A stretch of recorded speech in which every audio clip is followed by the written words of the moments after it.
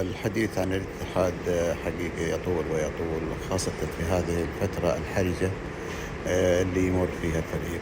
الفريق الاتحادي من بداية الموسم كان متعثر، وتحديدا بعد تحقيق بطولة الدوري الاستعدادات كانت غير جيدة.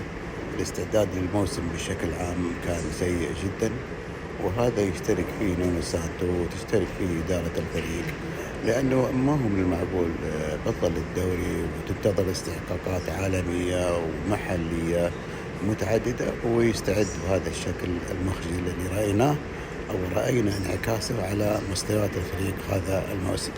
طبعا لو جيت الآن أبغى أحاسب إدارة النادي، لأنها الإدارة المسؤولة عن كل شيء في الفريق، بداية من مساءلة المدرب إذا كان في خلل، إضافة إلى جودة الإعداد والتي كانت مفقودة في الاتحاد تماما.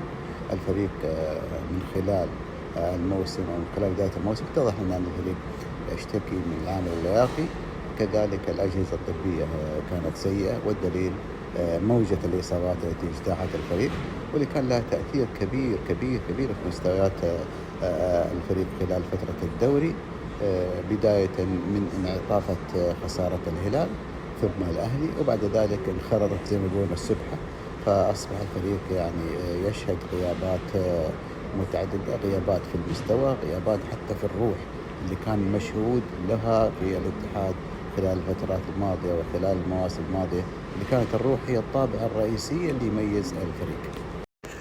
يظل السؤال مطروح الآن، هو كيف يتم إعادة الفريق وكيف يتم إعادة أو لملمة أوضاع الفريق مرة ثانية من جديد. طبعا في مباراة قادمة أمام النصر، هذه المباراة ستكون مباراة كارثية لو لم يتدارك مدرب الفريق الوضع وسط الغيابات المفجعة حقيقة اللي تؤثر على أي فريق، ما بالك بفريق مثل الاتحاد يعيش أوضاع نفسية. بعد ذلك في فترة توقف طويلة جدا، طبعا فترة التوقف الطويلة هذه جدا سيتخللها بعد فترة التسجيلات الشتوية، وهذه طبعا فرصة مناسبة لإعادة توظيف اللاعبين وترحيل بعض اللاعبين اللي يستحقون الرحيل، وبالتالي جلب لاعبين على مستوى جيد يحققون آمال وطموحات الاتحاد. والوقت الآن أصبح يعني مناسب جدا، بعيدا عن حجج الصندوق وما تحدث بها رئيس النادي في فترة سابقة، واللي أعاد كل الأمور إلى الصندوق. طيب أنت ليه ما تكلمت من البداية؟ وهذا هو مربط الفرس، يعني أنت تتكلم بعد ما يتكلم سعد اللذيذ، ليه ما في فايدة الكلام هذا؟ يعني خلاصة القول أنه الفريق طبعا بحاجة إلى غربلة كبيرة جدا. أول الراحلين بنزيما، لأنه حقيقة لاعب غير مناسب للاتحاد مهما كانت خلفيته التاريخية، لكن لاعب لا يناسب الاتحاد على الإطلاق. كذلك حمد الله، جزاك الله خير، أديت الكثير للاتحاد وما قصرت.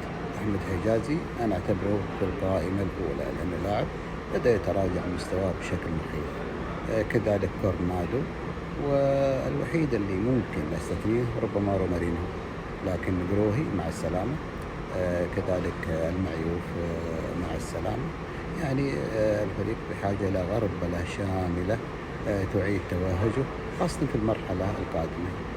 طبعا أول الراحلين هي إدارة النادي. الآن إدارة النادي غير مرغوب فيها على الإطلاق، أنا لم تعالج مشاكل الفريق بالشكل المطلوب، وسأخفقت تماما في إدارة النادي خلال الفترة الماضية، لأنه الأمور لا تقاس في وقت الرخاء.